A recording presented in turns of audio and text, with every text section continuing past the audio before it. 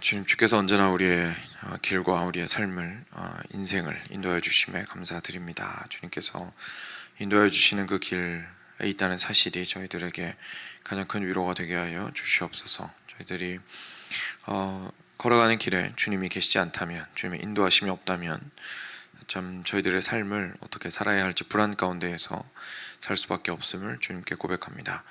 하나님, 오늘도 주님의 말씀 앞에 나옵니다. 주께서 우리를 붙들어 주시고 우리가 이제까지 걸어온 길 가운데에서 주께서 행하신 은혜들을 보게 하시고 또한 앞으로 있는 일들을 소망으로 바라보게 하시며 오늘을 함께 동행하여 주시는 주님을 인하여 힘을 얻는 시간 될 수 있도록 하여 주시옵소서.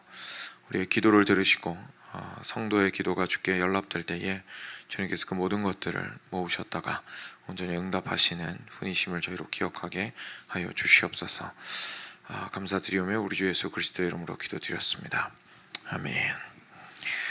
네, 계시록 9장입니다. 오늘은 내용이 굉장히 많은데 분량이 짧아서 하루에 한 장이라 그죠? 한 번에 많이 읽게 되는데요. 9장 말씀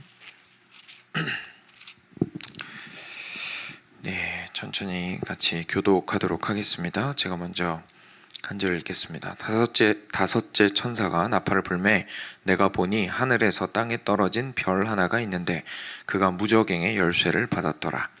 그가 무저갱을 여니 그 구멍에서 큰 화덕의 연기 같은 연기가 올라오매 해와 공기가 그 구멍의 연기로 말미암아 어두워지며 또 황충이 연기 가운데로부터 땅 위에 나오매 그들이 땅에 있는 전갈의 권세와 같은 권세를 받았더라. 그들에게 이르시되 땅의 풀이나 푸른 것이나 각종 수목은 해하지 말고 오직 이마에 하나님의 인침을 받지 아니한 사람들만 해하라 하시더라. 그러나 그들을 죽이지는 못하게 하시고 5달 동안 괴롭게만 하게 하시는데 그 괴롭게 함은 전갈이 사람을 쏠 때의 괴롭게 함과 같더라. 그날에는 사람들이 죽기를 구하여도 죽지 못하고 죽고 싶으나 죽음이 그를 피하리로다. 황충들의 모양은 전쟁을 위하여 준비한 말들 같고 그 머리에 금 같은 관 비슷한 것을 썼으며 그 얼굴은 사람의 얼굴 같고 또 여자의 머리털 같은 머리털이 있고 그 이빨은 사자의 이빨 같으며 또 철 호심경 같은 호심경이 있고 그 날개들의 소리는 병거와 많은 말들이 전쟁터로 달려들어가는 소리 같으며 또 정갈과 같은 꼬리와 쏘는 살이 있어 그 꼬리에는 5달 동안 사람들을 해하는 권세가 있더라. 그들에게 왕이 있으니 무저갱의 사자라. 히브리어로는 그 이름이 아바돈이요 헬라어로는 그 이름이 아볼로온이더라. 첫째 화는 지나갔으나 보라 아직도 이후에 화 둘이 이르리로다. 6째 천사가 나팔을 불매 내가 들으니 하나님 앞 금 제단 4뿔에서 한 음성이 나서 나팔 가진 6째 천사에게 말하기를 큰 강 유브라데에 결박한 네 산을 놓아주라 하매 네 천사가 놓였으니 그들은 그년 올 1시에 이르러 사람 3분의 1을 죽이기로 준비된 자들이었더라. 마병대의 수는 2만 만이니 내가 그들의 수를 들었노라. 이 같은 환상 가운데 그 말들과 그 위에 탄 자들을 보니 불빛과 자줏빛과 유황빛 호심경이 있고 또 말들의 머리는 사자머리 같고 그 입에서는 불과 연기와 유황이 나오더라. 이 세 재앙 곧 자기들의 입에서 나오는 불과 연기와 유황으로 말미암아 사람 3분의 1이 죽임을 당하니라. 이 말들의 힘은 입과 꼬리에 있으니 꼬리는 뱀 같고 또 꼬리에 머리가 있어 이것으로 해하더라. 이 재앙에 죽지 않고 남은 사람들은 손으로 행한 일을 회개하지 아니하고 오히려 여러 귀신과 또는 보거나 듣거나 다니거나 하지 못하는 금, 은, 동과 목석의 우상에게 절하고 함께 읽겠습니다. 또 그 살인과 복술과 음행과 도둑질을 회개하지 아니하더라. 아멘. 네, 이제 7천사가 7인으로부터 나왔죠. 그래서 7인으로부터 나온 7천사가 나팔을 불기 시작했습니다. 그리고 넷째 천사까지 나팔을 불자 이제 어제 말씀인데요.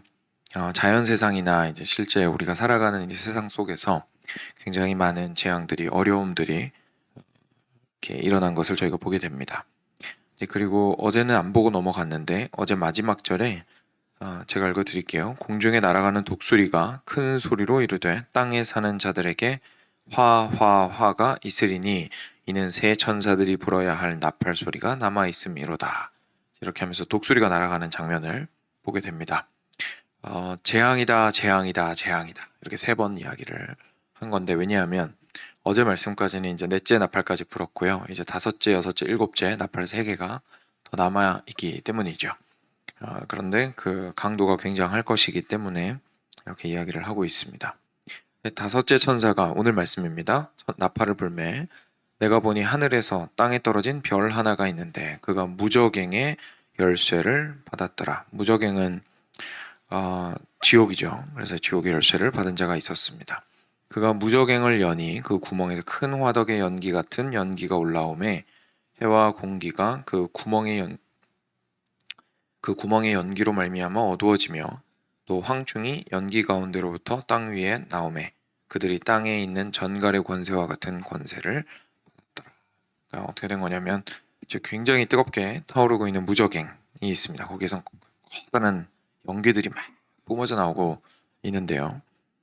그런데 그 무저갱의 그 열쇠를 가지게 된 자가 바로 하늘에서 땅에 떨어진 별 하나였습니다. 그래서 이 자는 굉장히 고귀한 위치에 있다가 땅에 떨어진 것이죠. 근데 이 자가 뭐 사탄으로 볼 수도 있겠고요. 또는 사탄이 보통은 떨어진 별을 사탄으로 이야기를 하니까요. 또는 이제 지금 오늘 9장을 쭉 읽으시면서 계속 느끼실 수 있는 걸 텐데 계시록이 우리한테 이야기를 해주고 있는 이 이미지들은 결국은 무슨 이미지들이냐면 실제 세상에서 겉으로 드러나는 모습 뒤편에 있는 영적 세계를 함께 중의적으로 이중적으로 함께 보여주는 것이라고 볼 수가 있습니다. 그래서 실제로 타락하고 죄악되어서 하나님에게 반역하고 있는 사람들을 이 하늘에서 떨어진 별이라고 볼 수도 있습니다. 결국 사람들이 저희가 예전에 말씀 나누면서 함께 나눴지만 사람들이 행하는 그 악행도 첫 시작은 사탄이었고 그리고 그 모든 악행의 뒤편에는 결국은 사탄이 교묘한 방법으로 작용하고 있다는 것을 저희가 이제 알아보았던 것처럼 결국은 이 악한 사람과 그리고 악한 영적 세력은 이렇게 함께 가거든요. 그래서 그걸 보여주는 것이 요한계시록이기 때문에 여기 있는 것을 콕 집어가지고 누구라고 이야기를 하기보다는 그렇게 함께 보여주고 있는 것이라고 저희가 이해를 하면 괜찮을 것 같습니다. 근데 이제 무저갱의 열쇠를 받았다라는 건 끔찍하고 정말로 이렇게 지옥에나 속할 것 같은 악한 일들이 그로부터 그 악한 존재로부터 나온다라는 뜻이죠. 왜냐하면 그 사람이 무저갱의 열쇠를 받았기 때문입니다. 그런데 이 무저갱의 열쇠를 받았다라고 표현하는 게 좀 재밌습니다. 왜냐하면 결국 생명과 죽음의 주관자는 하나님이시기 때문에 이렇게 표현을 한 겁니다. 하나님께서 허락하지 않으시면 어린 양이 허락하지 않으시면 이 무저갱의 열쇠를 받을 수가 없었습니다. 이 존재도. 그리고 그 무저갱을 열고 자기 생각에는 자기 뜻대로 한다고 생각을 하겠지만 사실은 하나님께로부터 그 열쇠를 받았기에 그 일을 하고 있다는 것을 저희가 알게 되죠. 그래서 이제 지옥에서나 나올 법한 그런 끔찍한 일들이 이제 시작이 될 거다라는 것을 이제 보여주고 있는 구절이라고 할 수가 있습니다. 그래서 이 존재가 하늘에서 떨어진 별이 무저갱의 열쇠를 사용을 한 거죠. 그래서 열었더니 거기에서 황충이 올라오기 시작합니다. 연기 가운데로부터 땅 위에서 메뚜기가 올라오는데 땅에 있는 전갈의 권세와 같은 권세를 받았더라. 이렇게 얘기를 합니다. 그러니까 전갈도 그렇고 메뚜기도 그렇고요. 그 당시 저희한테는 조금 먼 동물들이죠. 근데 광야나 이런 이스라엘 그 팔레스타인 지역에서는 굉장히 사람을 해롭게 하는 아주 큰 두 종류의 해충이죠. 그래서 둘 모두 사람을 씨를 말리고 죽일 수가 있는 힘을 가지고 있었습니다.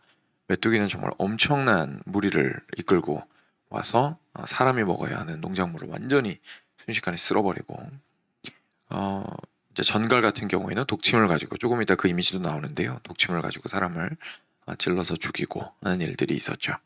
근데 그렇게 사람의 생명을 위협하는 그런 재앙이 온다라는 이야기를 해주고 있습니다. 근데 그 다음에 4절 말씀이 중요한데요. 그들에게 이르시되 땅의 풀이나 푸른 것이나 각종 수목은 해하지 말고 오직 이마에 하나님의 인침을 받지 아니한 사람들만 해하라 하시더라. 하나님께서 당신의 나라를 온전히 회복하십니다. 근데 그 회복하시는 것은 완전히 다 뒤집어 엎는다기보다 하나님께서 기존에 만드신 세상을 회복해 나가시는 과정이거든요.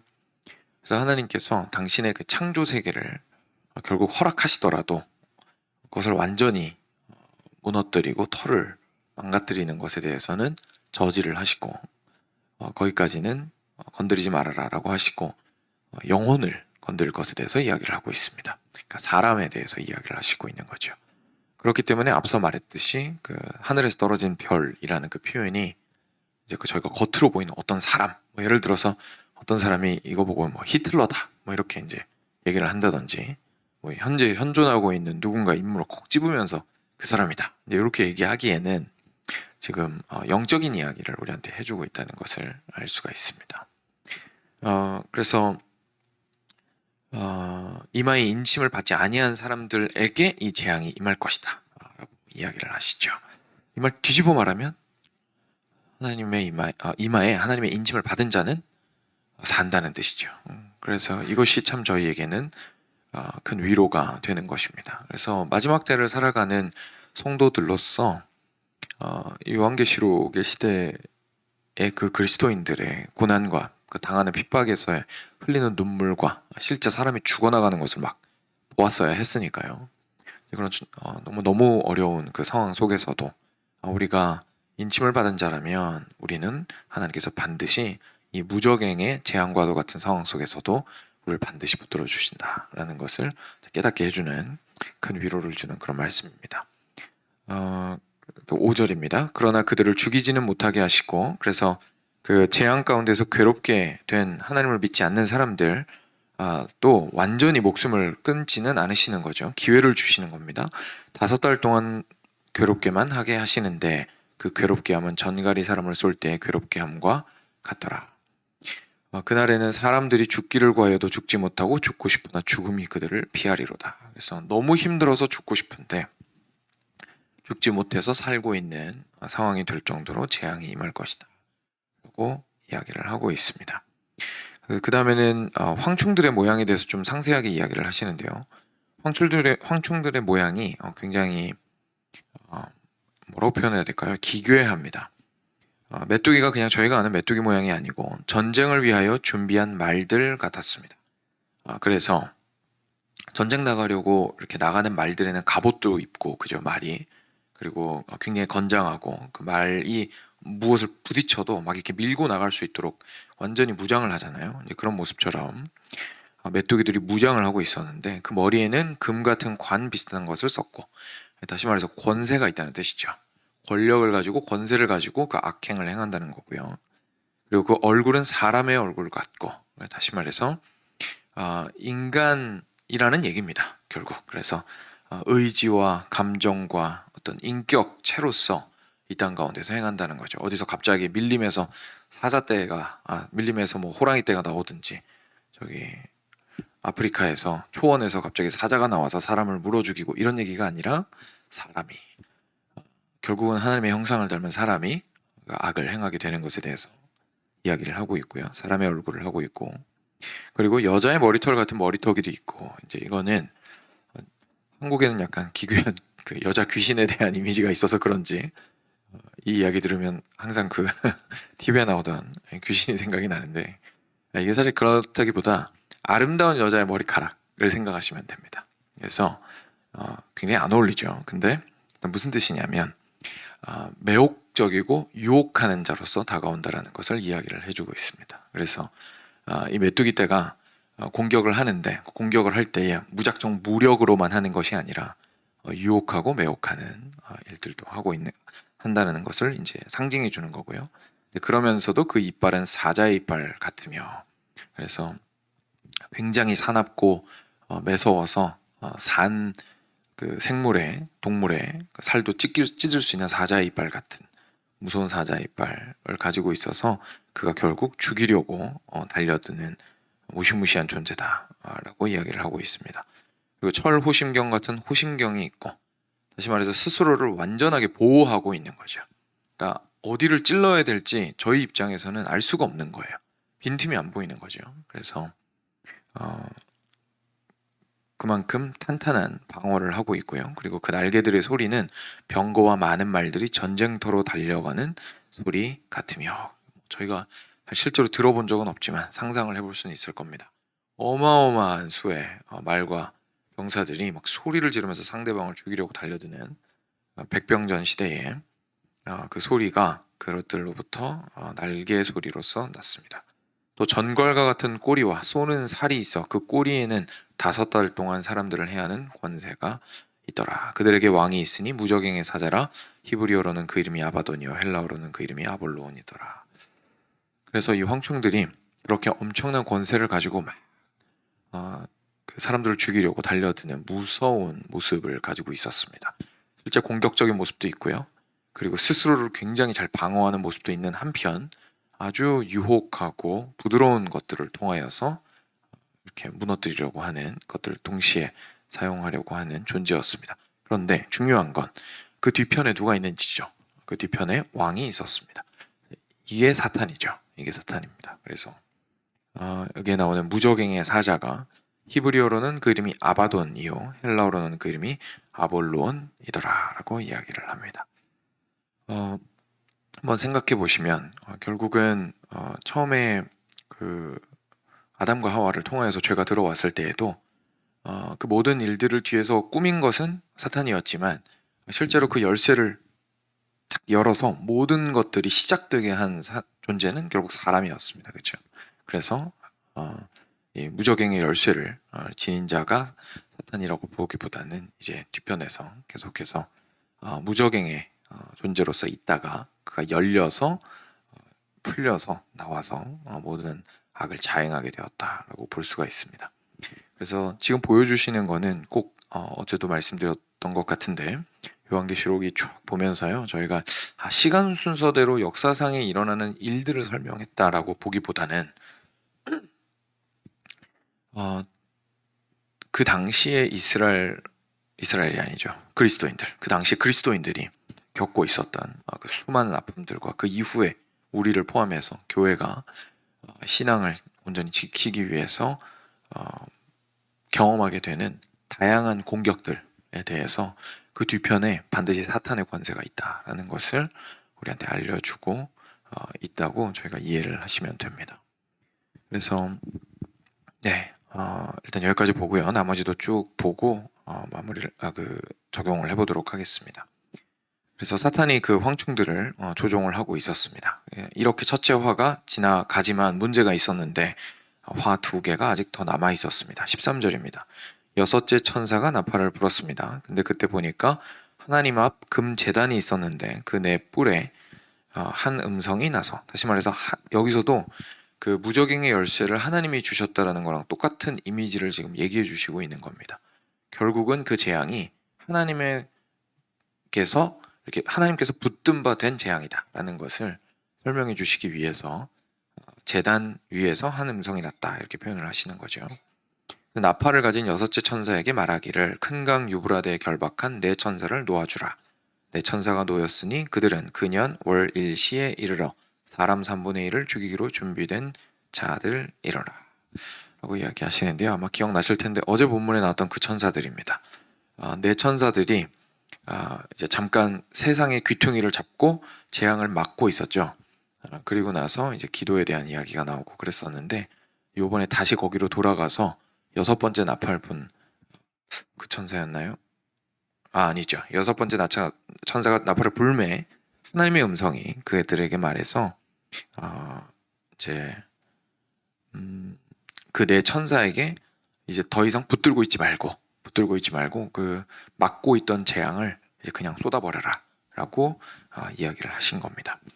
그랬더니 때가 되었을 때에 그들이 사람 3분의 1을 죽이기로 하였습니다. 그래서 고대 시대에는 전쟁으로 수많은 사람들이 막 한 방에 다 죽어나가거나 아니면 질병이 생기면 저희도 이제 코비드를 경험을 해서 그 느낌을 조금 알고는 있지만 옛날엔 더 혼란스러웠겠죠. 질병 같은 게 있으면 정말 막 3분의 1이 죽어서 없어지고 막 그랬었거든요. 그래서 실제로 굉장한 수의 사람들이, 전부는 아니지만 굉장한 수의 사람들이 다양한 고통들 가운데에서 죽을 수밖에 없는 마지막 때를 이야기를 해주고 있습니다. 마병대의 수는 16절입니다. 2만 만이니 내가 그들의 수를 들었노라. 2만 만이면 2억인 것 같습니다. 그죠? 그래서 엄청나게 많은 수의 마병대가 달려들었습니다. 이 같은 환상 가운데 그 말들과 그 위에 탄 자들을 보니, 그래서 2억이나 되는 말탄 자들과 말을 봤는데 불빛과 자줏빛과 유황빛 호심경이 있고, 또 말들의 머리는 사자머리 같고 그 입에서는 불과 연기와 유황이 나오더라고 이야기합니다. 동양에 보시면 저희 한국에 너무 오랜만에 생각하셔서 아마 기억나실지 모르겠는데 해태라고 있습니다. 그죠? 그 왕궁을 지키는 그 신성한 동물 중에 해태라고 있잖아요. 근데 걔가 약간 호랑이 얼굴 비슷하게 해가지고 이렇게 앉아있지 않습니까? 약간 그런 이미지라고 생각을 하시면 됩니다. 그러니까 타고 있는 말들이 다 그런 이렇게 굉장히 뭐랄까요, 야수의 이미지를 하고 있는 그런 말들이 있었고, 근데 막 빛이 막 나는 거죠. 불빛과 자줏빛과 유황빛 호심경이 있고, 그리고 불과 연기와 유황이 그 입에서 나왔습니다. 그리고 18절 보시면 이 불과 연기와 유황은 새 재앙을 의미했습니다. 그래서 이것들로 사람의 3분의 1이 죽임을 당하는 것이었죠. 이 말들의 힘은 입과 꼬리에 있으니, 꼬리는 뱀 같고 교활하고 아주 굉장히 간사하게 움직인다는 뜻입니다. 그리고 꼬리에 머리가 있어 이것으로 해하더라.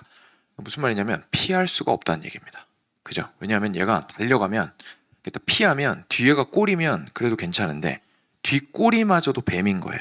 그래서 앞에 사자머리로 사람을 물어뜯고 지나가면서 뒤에 있는 뱀의 꼬리로 이렇게 간사하고 간교하게 사람을 해하는, 그래서 피할 곳이 없도록 정신없이 죽어나갈 수밖에 없게 만드는 상황을 이야기를 하고 있습니다. 다시 한번 말씀드리지만 저희는 사실 영상 세대에 살고 있어서 이런 거 이렇게 말로 안 쓰고 그림으로 한번 딱 보여주면 끝나잖아요. 아시다시피 옛날엔 그런 게 없었습니다. 그러니까 그래서 이렇게 계속해서 상세한 내용들을 글로써 이미지를 계속 보여주는 거죠. 쉽게 말해서 저희 시대로 생각하시면 비디오 지금 트신 거라고 생각하시면 됩니다. 그래서 그럼 저희가 비디오를 봤을 때 이게 딱 보고 무엇에 대한 이야기야 라는 것보다는 이것이 상징하고 의미하는 바에 대해서는 저희가 느끼고 알 수가 있죠. 그래서 사도 요한이 성령의 영감을 받아서 계속 그런 이야기들을 이렇게 묘사해서 해주고 있다는 것을 알 수가 있습니다. 그래서 결국 하고 싶은 말이 이거죠. 우리는 하나님께 인침을 받은 자로서 이 땅을 살아가고 있습니다. 재앙 속에서 우리가 얼마나 힘듭니까? 그렇지만 우리 주께서는 반드시 우리를 붙드시고 있습니다. 심지어 저희가 상상할 수도 없이 무적행의 열쇠까지도 건네주셔야만 그것이 열리는 것이고, 그리고 아무리 사탄이 그 뒤에서 그걸 조종질을 하고 있어도 그 모든 재앙이 나팔이 불 때마다 붙드시는 분은, 그것을 주관하고 계시는 분은 하나님이십니다 라는 것을 우리에게 말씀해 주시고 있는 부분이죠. 그러면서 오늘 말씀에서 좀 특별하게 저희가 눈여겨볼 부분이 바로 그 뒤에 나옵니다. 20절 21절인데요 이 재앙에 죽지 않고 남은 사람들은 손으로 행한 일을 회개하지 아니하고 오히려 여러 귀신과 또는 보거나 듣거나 다니거나 하지 못하는 금, 은, 동과 목석의 우상에게 절하고 또 그 살인과 복술과 음행과 도둑질을 회개하지 아니하더라 라고 이야기합니다. 사실 가장 큰 문제는 남은 사람들이 회개하지 않는 것이죠. 엄청나게 많은 사람들이 지금 현재 여기에 오늘 9장 말씀에서 묘사한 대로 죽어나감에도 불구하고 여전히 자기가 탐닉하고 있는 우상과 그리고 욕심과 죄에 깊이 빠져서 회개하지 아니하는 사람들에 대해서 이야기를 하고 있습니다. 이것이 세상의 모습이라는 겁니다. 이것이 세상의 모습이라는 겁니다. 그래서 저희가 세상을 바라볼 때에 세상은요, 여자의 머리카락을 하고 그리고 사자의 얼굴을 하고 달려들 수 있습니다. 그리고 도망갈 곳이 없이 앞에는 사자의 얼굴을 하고 그리고 뒤에는 뱀의 꼬리를 하고 저희들에게 달려들 수 있습니다. 근데 그 과정 속에서 결국 저희들에게 중요한 것은, 오늘 내용은 이제 인침을 받지 않은 사람들의 이야기이기는 했으나 그래도 저희들에게 중요한 것은 결국은 인침을 받은 자로서 주께 온전히 있고 현재 벌어지는 상황을 이상하게 생각하지 않는 겁니다. 사실 요한계시록에 그런 메시지도 있는 거거든요. 여러분, 이상하게 생각하지 마십시오. 저희가 이제 날이 갈수록 심해지는 악행을 보면서 놀라지 않습니까? 와, 세상에 어떻게 저럴 수가 있지? 사람이 어떻게 저렇게 생각할 수가 있지? 아, 그래도 우리 어릴 땐 이 정도는 아니었는데 어떻게 여기까지 올 수가 있지? 이제 이런 생각 저희가 하게 된단 말이죠. 세상을 보면서. 근데 놀라지 말라는 겁니다. 그냥 계속 그런 일들은 있을 것이고 갈수록 더 심해질 것이고, 그리고 사람들은 회개하지 않을 것이다. 그들의 마음은 굉장히 강박할 것이다. 라는 이야기를 해주시고 있습니다. 그래서 결국 우리한테는 우리의 신앙을 잘 지켜야 될 뿐만 아니라 우리가 세상을 바라보는 눈을 지나치게 낙관적으로 보아서는 안 된다라는 얘기를 하시고 있는 거죠. 제가 언제 말씀드렸는지 기억이 나지 않는데 그런 말씀 드린 적이 있습니다. 설교 때. 그 요한계시록이나 성경이 보여주는 역사는요, 결국은 하나님께서 매듭 확 지으시고 마무리를 하시는 것이지, 우리 눈에 보기에 세상이 나아지고 있다, 세상이 안 좋아지고 있다, 이게 종말이랑 아무런 상관이 없습니다. 그러니까 우리가 보기에는 뭔가 나아지고 있으면 나아지고 있으니까 때가 됐을 때 예수님이 오실 거야, 이렇게 생각하거나, 아니면 이게 종말이니까 이렇게 너무 안 좋아지니까 이게 다 죄 짓고 이러고 있으니까 말세야, 이러니까 예수님 오실 거야, 저는 이렇게 생각을 하는데, 요한계시록 보시면 사실 그렇게 얘기를 하시는 것이 아니라 때가 되면 오시는 겁니다. 그래서 우리가 눈에 보기에는 너무 잘 되는 것 같아도 흥분할 필요가 없고, 너무 안 되는 것 같아도 그것에 절망할 필요가 없는 거죠. 그래서 그 모든 것들에 놀라지 말도록 이야기하시고 그 강팍함을 인지하고 있으라고 얘기를 하시는 겁니다. 그렇기 때문에 물론 저희가 더 복음을 전하고 하는 것들에 힘을 써야겠죠. 그래서 이것이 뭐 복음을 전하지 말라는 얘기는 절대로 아니고 그냥 상황을 설명을 해주시는 겁니다. 오늘 말씀을 통해서 저희가 하나님 앞에서 회개하는 것이 다시 한번 또 우리에게는 얼마나 중요한지를 또 깨닫게 됩니다. 마지막 시대를 살아가는 사람들로서 어지럽고 혼란스러운 상황들이 분명히 있습니다. 그렇지만 그 상황에 휩쓸려서 세상이 다 그런데? 라고 이야기하면서 가지 말고 세상의 어지러움은 어디까지나 하나님께서 오히려 하나님께 돌이키라는 강력한 메시지로 주신 것이고, 그리고 일종의 벌로 주신 것이고, 그렇다라는 것을 인지하고 주께로 다시 돌이켜야 한다는 것을 저희가 기억할 필요가 있겠습니다. 네, 주신 말씀 기억하시면서 저희 함께 기도로 주님께 나아가도록 하겠습니다. 같이 기도하겠습니다.